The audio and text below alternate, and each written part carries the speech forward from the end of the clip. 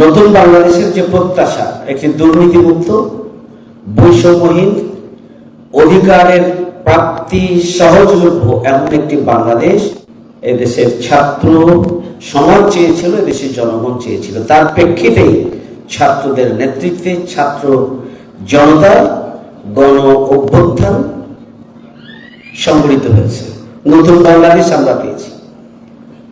কিন্তু যে প্রত্যাশা দুর্নীতিমুক্ত বাংলাদেশ, যে প্রত্যাশা সন্ত্রাসমুক্ত বাংলাদেশ, যে প্রত্যাশা বৈষম্যহীন বাংলাদেশ, যে প্রত্যাশা অধিকার সহজভাবে যার যেটা তার কাছে পৌঁছে যাবে, সেই ধরনের বাংলাদেশের জন্য যে নেতৃত্ব দরকার এবং যে মানুষ দরকার, সেটির অভাব আজকে গোটা বাংলাদেশে ব্যাপকভাবে। আমরা চাইলেই হবে না, এই স্লোগান তখনই কার্যকর হবে, প্রত্যাশা তখনই কার্যকর হবে দক্ষতার পাশাপাশি সততা এবং নৈতিকতার সংমিশ্রণ ঘটবে।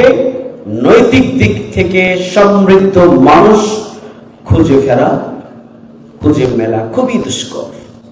এই জায়গায় এনডিএফের সাথে যারা সম্পৃক্ত রয়েছেন, আলহামদুলিল্লাহ তারা এগিয়ে আছেন। আমি আশা করি নতুন বাংলাদেশ যদি প্রত্যাশার আলোকে শহীদের স্বপ্ন পূরণের জন্য হয়, তাহলে এই বাংলাদেশ আপনাদেরকে খুঁজে নিবে এবং নিতে হবে, না হলে শহীদের স্বপ্ন ব্যর্থতার পর্যবসিত হবে। প্রিয় ভাই, আমি মনে করি আপনাদের আল্লাহর শুকরিয়া হিসাবে নতুন বাংলাদেশ গড়ার লক্ষ্যে আপনারা যে অঙ্গনে কাজ করেন, সোসাইটি জুড়ে আপনাদের অবদান রাখার সুযোগ আছে। সুতরাং শুধুমাত্র আপনাদের পরিবেশে নয়, পরিসরে নয়, আপনারা আল্লাহর শুকরিয়া আদায়ের অংশ হিসাবে, যেটা ব্যাপক ভিত্তিক সাধারণ মানুষ আপনাদের কাছে সবচেয়ে বেশি দুর্বল। আপনারা যখন দুশ্চিন্তায় পড়ে যান একজন রোগী দেখার পরে, সে যতই সাহসী হোক না কেন, তখন নিজেও অনেক বেশি দুর্বল হয়ে যায়। সেই ধরনের যে পেশায় আপনারা আছেন, সোসাইটিকে পরিবর্তনের জন্য আপনাদের অনেক কিছু করার রয়েছে। এই যে আমরা একটা পরিবেশ পেয়েছি, নতুন বাংলাদেশ পেয়েছি, শুকরিয়া হিসাবে আপনাদের নিজেদেরকে সেভাবে গড়ে তোলা দরকার। এই আন্দোলনে যেমনি ভাবে ছাত্র সহ সকল শ্রেণী পেশার মানুষের অবদান আছে, পেশাভিত্তিক বিবেচনা করলে ডাক্তারদের আন্দোলনের পাশাপাশি আবার সেবামূলক কার্যক্রম দুই মিলিয়ে ডাক্তাররাই সবচেয়ে বেশি ভূমিকা পালন করেছেন, সবচেয়ে ঝুঁকি নিয়ে ভূমিকা পালন করেছেন।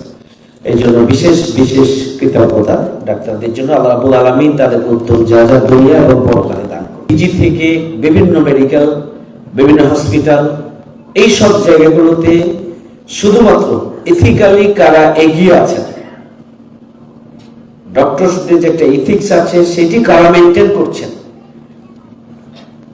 এটিকে সামনে রেখেই তাদেরকে পদোন্নতি থেকে বঞ্চিত করা হয়েছে, তাদের নিয়োগ থেকে বঞ্চিত করা হয়েছে। এই অবস্থায় আমি মনে করি যে এনডিএফ এর অন্যতম গুরুত্বপূর্ণ অগ্রাধিকার হওয়া উচিত এখন এই পিজিতে যারা বঞ্চিত, যারা শোষিত, যারা ক্ষতিগ্রস্ত, তাদের পদোন্নতির ব্যবস্থা অবিলম্বে করতে হবে।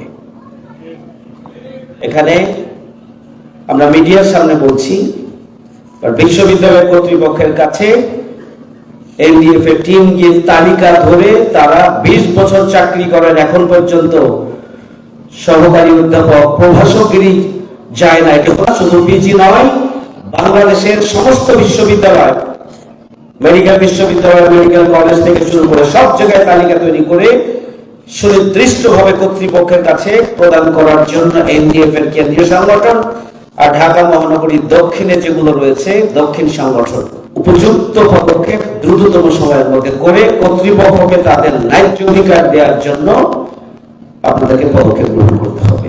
যে অভিভাবক সংগঠন রয়েছে তাদের দায়িত্ব হচ্ছে তাদেরকে যথাযথ জায়গায় প্রোভাইড করা। ঢাকা মহানগরীতে আমরা এখন পর্যন্ত দক্ষিণের 2 শতাধিক আমরা তালিকা পেয়েছি শহীদের। এই তালিকা প্রায় হয়তো 300-তে পৌঁছে যাবে। আমরা চেষ্টা করছি, কারণ রাজধানী হওয়ার কারণে অনেকেই ডেড বডি গ্রামে নিয়ে গেছেন, একাধিক ডেড বডি বেআইনি লাশ হিসাবে দাফন করা হয়েছে।